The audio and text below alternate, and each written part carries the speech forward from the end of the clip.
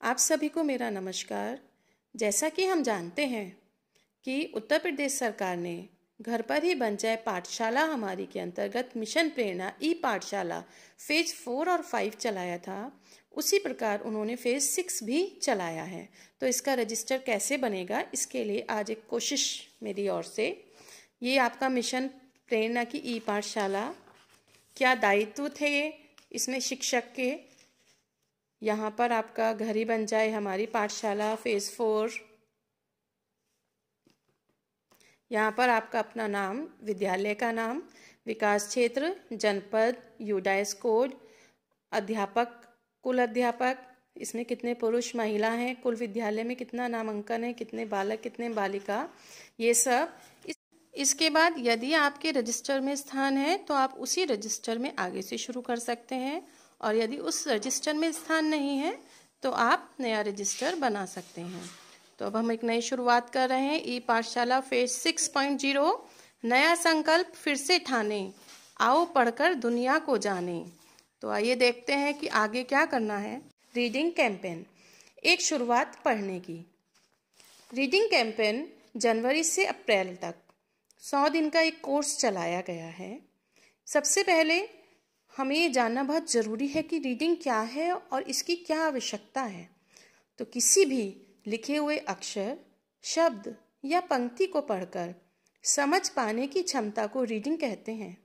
Reading की क्षमता बच्चे को अपनी कक्षा में सभी विषयों को बेहतर सीख पाने में भी सहयोग करती है, और साथ ही अनगिनत किताबों, अखबारों, दीवारों, कैलेंडरों, मैगजीन आदि में भरे ज्ञान के भंडार की चाबी भी देती है। तो उत्तर प्रदेश सरकार के सभी बच्चों को रीडिंग कैंपेन के द्वारा रीडिंग में सक्षम करने हेतु 100 दिन का एक रीडिंग कैंपेन चलाया गया है, जिससे सभी बच्चे पढ़ाई की ओर अग्रसर हों, और इसके लिए उन्होंने कहानियों का सहारा लिया है। फिर आता है जो 100 दिन का रीडिंग कैंपेन हमारा चलाया गया है, यह 3 स्तर में चलाया गया है। इसमें 3 समूह हैं।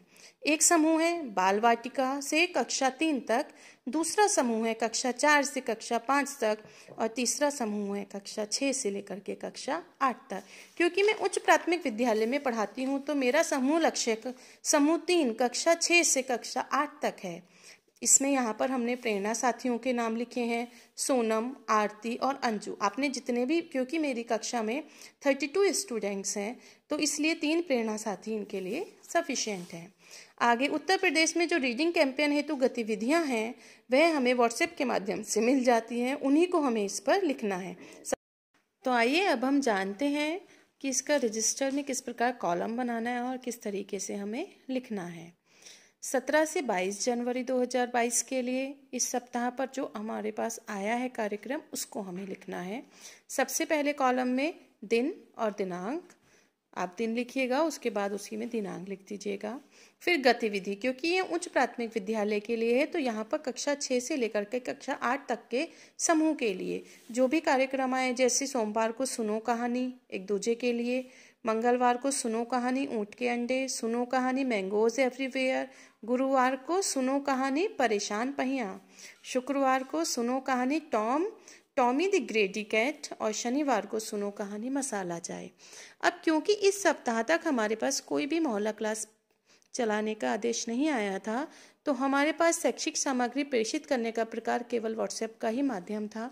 तो इसमें हम यही लिखेंगे कि व्हाट्सएप ग्रुप के माध्यम से सभी कक्षाओं के ग्रुप में कहानियों का लिंक भेजा गया, या व्हाट्सएप ग्रुप के माध्यम से कहानियों के लिंक सभी कक्षाओं में भेजे गए हैं, या शैक्षिक सामग्री को सभी ग्रुप में प्रेषित किया गया है। इसी प्रकार हम अगले सप्ताह का भी लिखेंगे। दिन और दिनांक कॉलम में दिन और दिनांक लिख देंगे। गतिविधि, जो भी जिस दिन की गतिविधि है उसको लिखने के बाद शैक्षिक सामग्री प्रेषित करने का प्रकार, जब तक मोहल्ला क्लास नहीं चली थी हम यही लिखेंगे, व्हाट्सएप ग्रुप के माध्यम से कहानी का लिंक भेजा गया।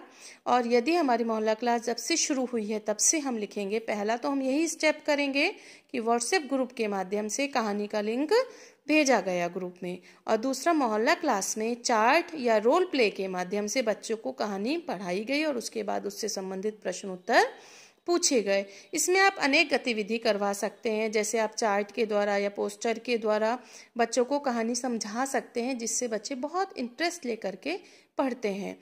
और साथ ही इसमें बच्चों को आप रोल प्ले करा सकते हैं। रोल प्ले में बच्चे बहुत ही खुश होते हैं।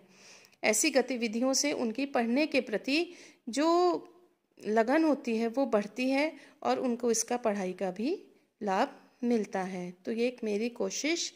धन्यवाद आप सभी का।